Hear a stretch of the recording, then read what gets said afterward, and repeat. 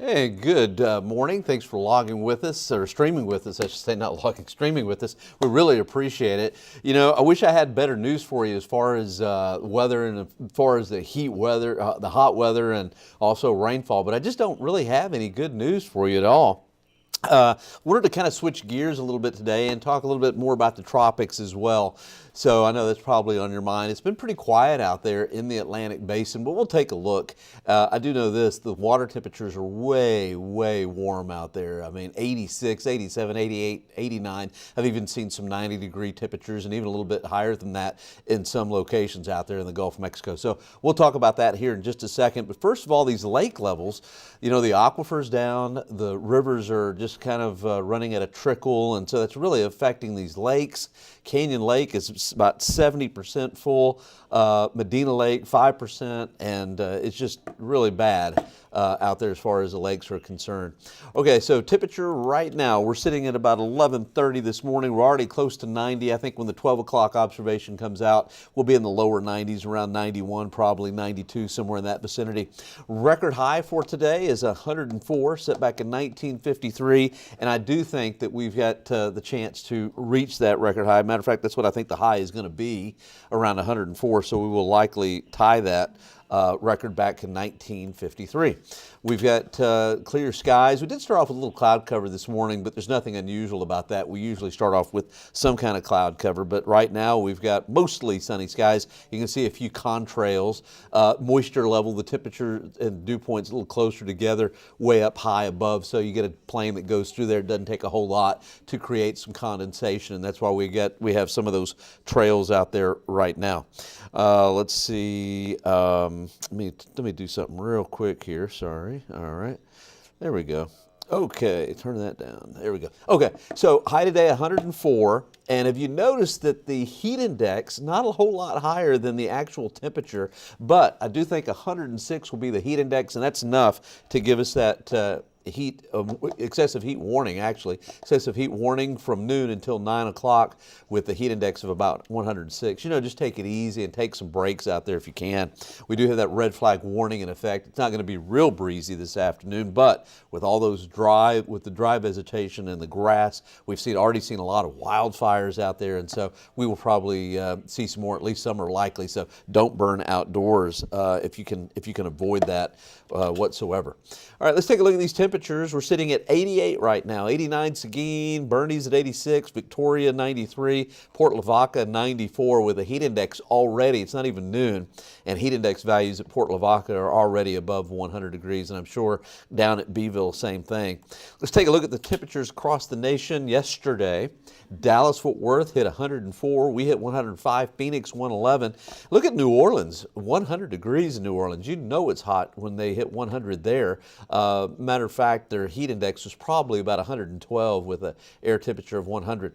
Now, one thing that's really interesting is you look across the country, lots of 70s and 80s for highs. I mean, Casper, Wyoming, place to be, 75 degrees, not bad. Boston, high temperature yesterday was only 75 degrees as well. Of course, they don't have the big ridge of high pressure that we've got across the southern portions of the U.S., and you can see that high is taking up a lot of real estate into the Gulf of Mexico and back into the Atlantic.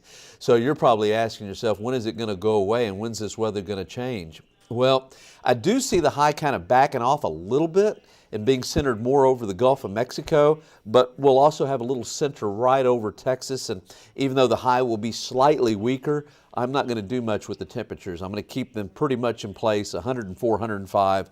I just don't see enough weakening in that high pressure ridge to really change things very much. And Saturday and Sunday, the high is going to be right on top of us.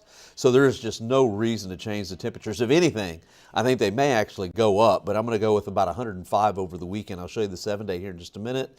And here's the one thing that's interesting. The computer models, both the European and also the GFS model, want to lower temperatures for early next week, but I just don't see how that's even possible with the upper level ridge still staying very, very strong into the beginnings of next week. We may have a few disturbances kind of coming underneath that ridge out in the Gulf of Mexico, but again, all the way for another 10 days, I just don't see any reason to bring any rain in the forecast and really change the temperatures a whole lot. I think we're kind of in a feedback loop, status quo, and things are just not going to change. So I'll keep the temperatures pretty close to where they have been. High temperature this afternoon, again about 104, there we go, with some high-level cloudiness out there. Tomorrow morning we'll have some clouds, and then tomorrow about 104, 105 degrees for tomorrow as well.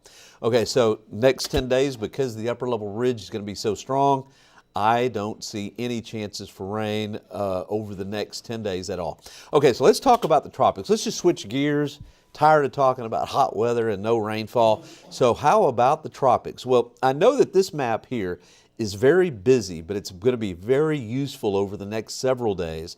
The arrows that you see is shear. Now, the green arrows, if there's something was to develop tropically, not so, wouldn't impede the progress of development because it's kind of going with the flow as these tropical disturbances move from the east to the west. Red arrows for sure, but if you see some shaded areas, either you've got wind shear or you've got some dust from Africa. Both of those will keep tropical development at bay.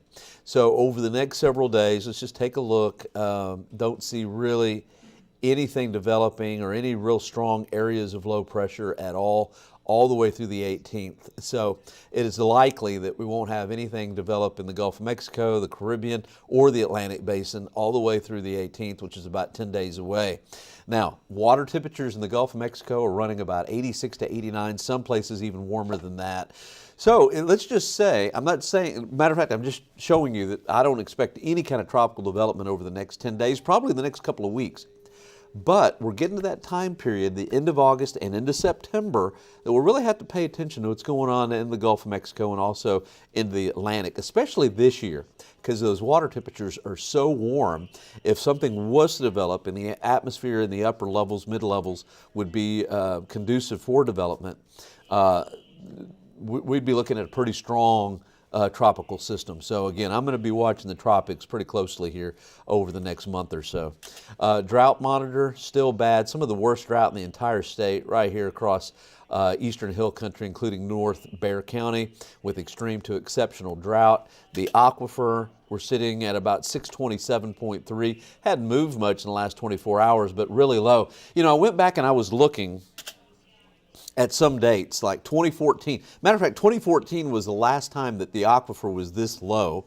Back in 1996, 1990, 1984, back in the 1950s, we had readings this low or even a little bit lower. But in every instance, the bottom or the lowest that the aquifer got to was in either August or the beginning of September. So what I'm trying to say is, I think once we get into September, we're definitely going to see an improvement, I think, in the aquifer, especially in El Nino year. We should see the rains coming into the fall. So I think this aquifer may not go up much over the next couple of weeks or the next 3 weeks, but I think once we get into September, something is going to happen that will change. We'll get some rain and things will go up from here. But it could be a very dry 2 to 3 weeks, and that's bad news for the rivers, for the lakes, for the aquifer, until we do get some more beneficial rain.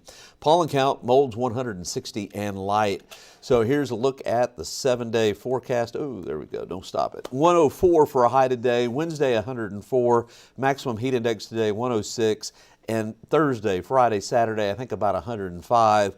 And despite what some of the computer models are showing, I think for next week should be every bit as hot, 104 to 105 for the next 10 days at least. And I don't see much change for a while. But anyway, wish I had better news on that front for you as far as that goes, but I don't. I just don't. I don't see any reason to change things much at all. But do appreciate you streaming with us. I've got the noon show today, so we'll see you in just a little bit. Make sure and watch this evening, 4, 5, 6, and 10, and I'll be back around tomorrow morning as well. Oh, and by the way, hey, I want to say hi to some folks before I go. JR, how are you doing? It's good to see you here. Connie, yes, you are very welcome. And Farmer's Almanac says a cold winter for Texas. You know what, David? Would not be surprised by that at all. You know, Farmer's Almanac really kind of surprises me sometimes. It's uncanny how accurate it is. I do know for sure, like I said, for the next couple of weeks, very dry. But once we get into September, something is going to help to change things. We'll bring in some rain. I think this fall coming up should be wet, and then maybe a cold winter coming up, thanks to David. All right, George, hey, how you doing, George? Thanks for streaming with us. And is that Alanya? Thanks for streaming with us. All right. Again, we really appreciate it, and I will see you on the noon show. We'll see you later.